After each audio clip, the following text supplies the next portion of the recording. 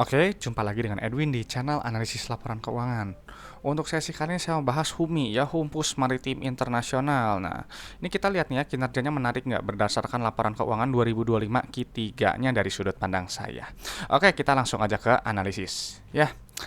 HUMI gitu. Nah, untuk HUMI gitu ya. Kalau saya kumpulkan dari data pembagian dividen gitu, memang perusahaan ini dia bagus.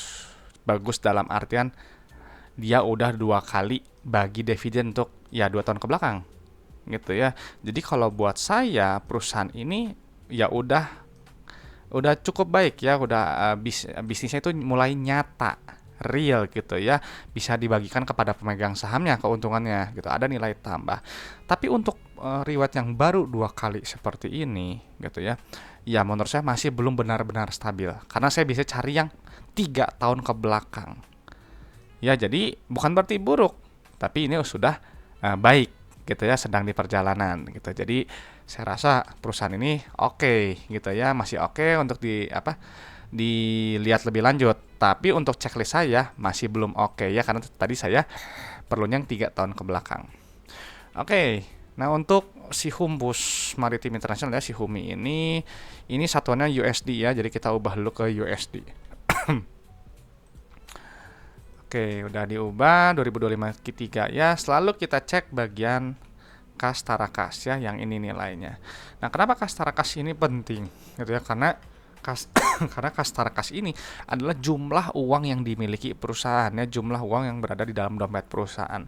Uang ini punya fungsi untuk bayar operasional, ekspansi usaha, dan juga untuk bayar pinjaman ke bank. Jadi nilainya jangan terlalu sedikit. Gitu kan, terlalu sedikit nanti bisa terganggu, operasional terganggu, atau mungkin ketiganya. Ya, nah untuk sekarang itu untuk posisi kas tarakas yang kuartal sekarang ini memang dia lebih lemah dari yang ini ya, dibandingkan dengan sebelumnya. Nanti kita akan cek lebih lanjut di laporan arus kasnya. Ya. Berikutnya kita langsung cek ke bagian ekuitas ya, mana ekuitas. Nah, langsung pilih saldo laba yang ini nilainya. Nah, kenapa penting gitu ya saldo laba ini? Karena saldo laba ini adalah jumlah akumulasi keuntungan yang telah dihasilkan perusahaan dari semenjak perusahaan yang pertama kali berdiri sampai sekarang 2025 Q3. Ya, jadi si HUMI dari dulu pertama kali berdiri sampai sekarang 2025 Q3 itu telah menghasilkan total profit itu sebesar 80,8 juta USD. Jadi ini perusahaan yang baik ya, saldo labanya positif, dia bisa bagi dividen gitu ya. Ini udah ada 2 kali nih, bagus ya. Jadi dia nyata gitu ya, keuntungannya real. Karena kalau perusahaan yang dia saldo labanya negatif atau defisit, ya dia nggak akan bisa bagi dividen gitu ya, karena dia masih rugi melulu gitu, dan termasuk kategori perusahaan yang bermasalah. Kalau perusahaan bermasalah gitu ya, saya nggak akan beli gitu ya harga sahamnya. Paling saya hanya cek laporan kawannya buat belajar gitu. Jadi kalau harga naik berkali-kali lipat perusahaan bermasalah, ya saya nggak akan tertarik ya. Setelah kita langsung cek ke bagian ekuitas pemilik ya, yang ini nilainya gitu. Kita harus cek, kita dipindahkan.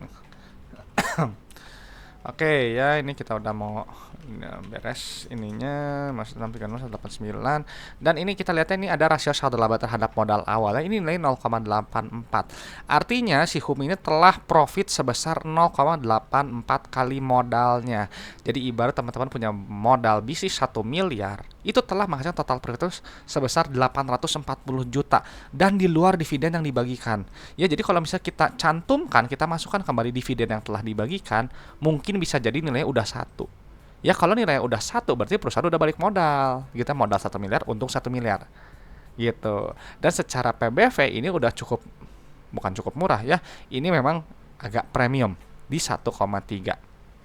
Ya, karena saya carinya yang di bawah 1 gitu. Cuman ya kembali ya, relatif murah atau mahal itu tergantung dari teman-teman.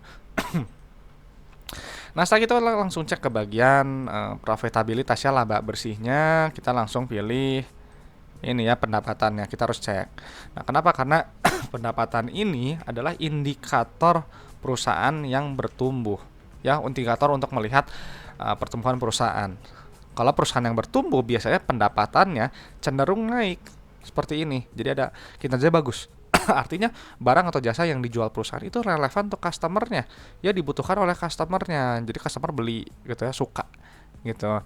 Nanti si pendapatan nanti dikurangi oleh harga modal barang atau jasa. Ya langsung keluar laba bruto yang ini nilainya.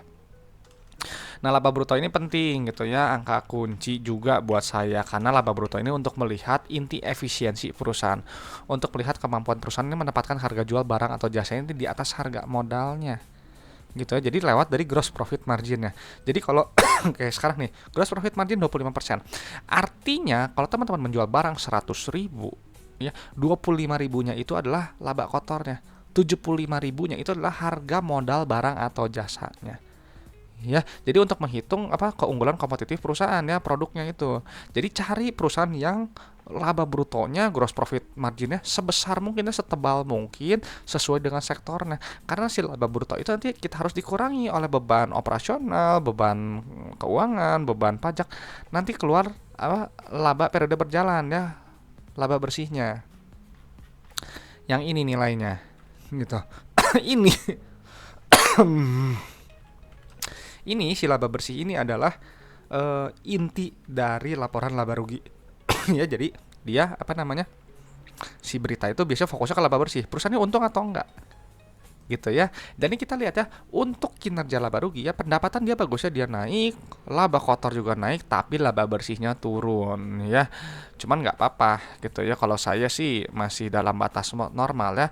Nah ini kenapa bisa turun ya? Kalau laba bersih ya dicek aja komponen laporan keuangan yang menggerus si laba bersihnya ya. Oke, setelah itu secara pair gitu ya, secara pair memang perusahaan ini agak premium ya. Karena apa? Si pair ini 21. Jadi apa namanya, teman-teman harus tahu kalau pair itu adalah jumlah waktu dalam satuan tahun untuk balik modal apabila EPS-nya konstan. Jadi kalau misalnya pair-nya 21, berarti teman-teman ya siap-siap holding periodnya secara teoritis saya gitu ya 21 tahun gitu. Jadi makanya kenapa banyak investor tuh yang mencari pair serendah mungkin ya, di bawah 5 atau di bawah 10 gitu, karena holding periodnya sebentar. Artinya ya profitabilitasnya tinggi gitu ya, dihargai murah gitu. Makanya kalau kata saya ya memang agak sedikit premium ya. Cuma kembali lagi ke teman-teman, masih cukup murah nggak dengan pair segini. Setelah itu kita langsung cek ke bagian laporan arus kas ya. Di arus kas ini selalu kita lihat ya, karena apa? Untuk memvalidasi si pendapatannya, bener nggak dia pendapatan 96 juta gitu. Maksudnya gimana? Jadi gini, kalau misalnya pendapatan itu sifatnya akrual, jadi dia kayak cuma sekedar dicatat di atas kertas gitu, yang dia nggak memperhitungkan jumlah uang yang diterima perusahaan dari customernya.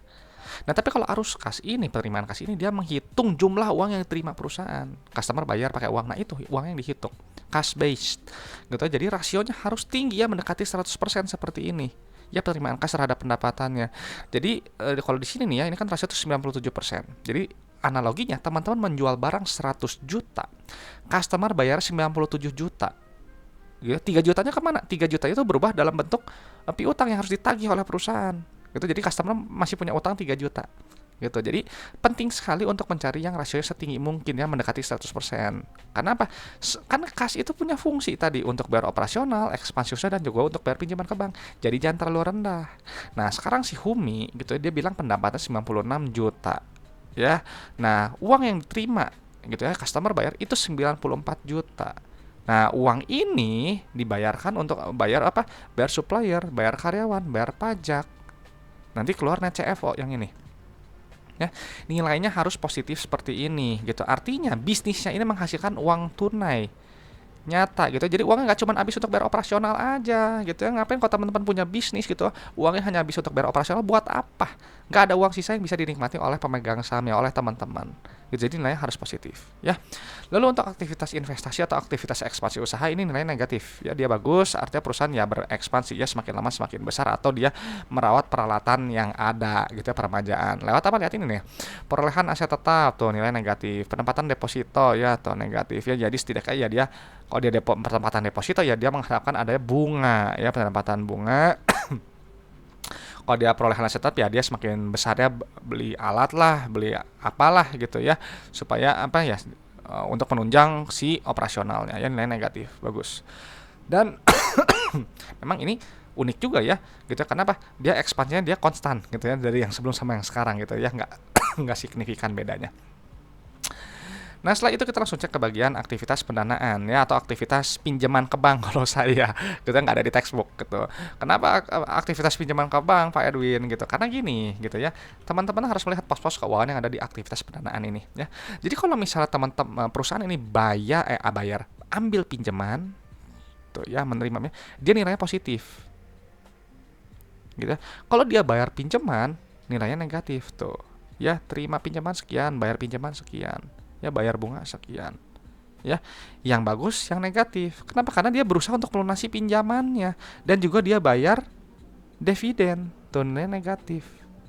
Tuh pembayaran liabilitas sewa. Ya, jadi carilah yang negatif seperti ini gitu ya.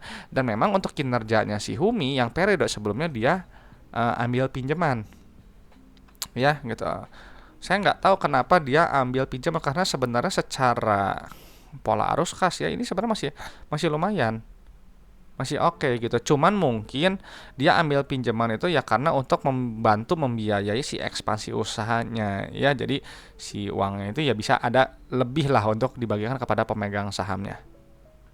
Ya, gitu. Cuman kembali lagi gitu, itu di periode yang lalu. Kalau periode yang sekarang gitu ya, ini dia nggak ambil pinjaman ke bank gitu ya, maksudnya nggak menambah pinjaman, berarti saya rasa mungkin secara operasional ini udah cukup gitu, dari CFO-nya ini udah cukup untuk membayar si aktivitas ekspansi usaha dan juga untuk bayar pinjaman ke bank ya gitu ya. Dan dia setelah disam gitu dijumlahkan, dia ada penurunan kas tarakas ya. Nah, ini memang agak berbeda ya penghitungannya, karena ini kan ada perbedaan kurs. Kalau saya nggak dihitung perbedaan kursnya, jadi saya tetap pakai penghitungan yang ada di Excel gitu. Nah, jadi memang kalau secara yang sekarang ya pola arus kasnya ini bagus ya, masih plus min dan ada penurunan kas tarakas.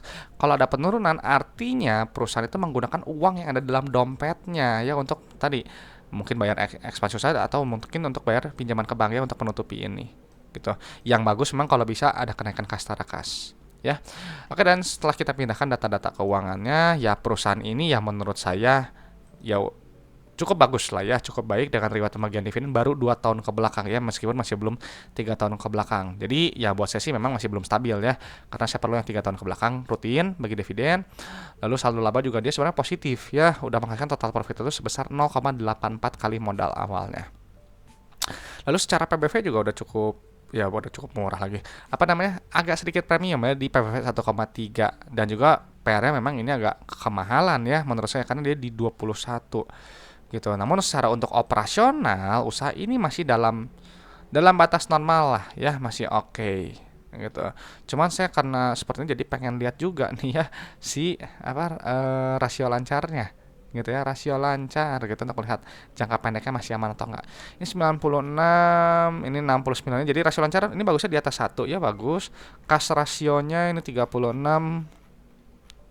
utang banknya, nah ini pinjamannya 21 ya. Jadi kalau secara kas rasio memang kan dia di 0,5, tapi kalau kita bandingkan kas terhadap utang bank jangka pendek ya, ini kan 36, pinjamannya itu 21 sama 3 lah ya, katakan 324, ini masih aman ya, karena kasnya bisa langsung melunasi si pinjamannya gitu. Jadi saya rasa ini untuk jangka pendek sih si Humi masih aman ya, masih lumayan lah bagus gitu ya. Secara pola arus kas juga tadi baik ya.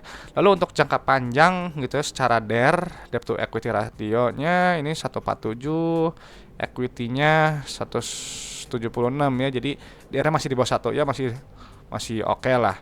Lalu secara long term debt to equity rasionya, pinjaman jangka panjangnya ya ini 31 dibandingkan dengan ekuitas ya 176 ya, ini rendah. Ya, jadi ini untuk jangka pendek dan jangka panjang masih aman menurut saya ya. Cuman kembali lagi gitu ya, teman-teman harus tahu bahwa analisis laporan keuangan hanyalah sebagian kecil dari fundamental ya, dan hanya menilai kinerja masa lalu sampai 2025 Q3.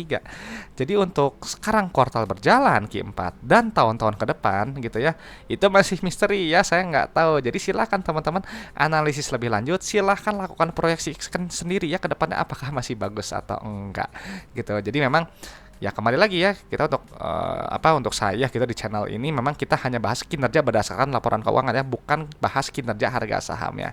Jadi kembali lagi ini cocok-cocokan aja ya harga sahamnya. Kira-kira buat teman-teman si Humi ini bagus atau enggak ya? Coba sharingkan gitu ya pendapat teman-teman di kolom komentar. Dan kalau ada teman-teman punya request saham atau ada pertanyaan, sampaikannya di kolom komentar ya. Supaya nanti saya respon, nanti yang request saya jadwalin. Dan sekedar informasi bahwa saya terbuka untuk kerjasama, collab, dan juga sponsorship. Silakan teman-teman yang berminat bisa hubungi saya. Kontak saya ada di screen dan juga ada di deskripsi video. Oke teman-teman, mungkin itu aja yang bisa saya sharingkan untuk Humi gitu ya. Semoga sharing dari sini bisa bermanfaat dan juga bisa memperkaya pandangan teman-teman dalam menilai suatu perusahaan ya. Oke teman-teman, saya Edwin dari channel Analisis Laporan Keuangan. Sampai jumpa di video-video berikutnya.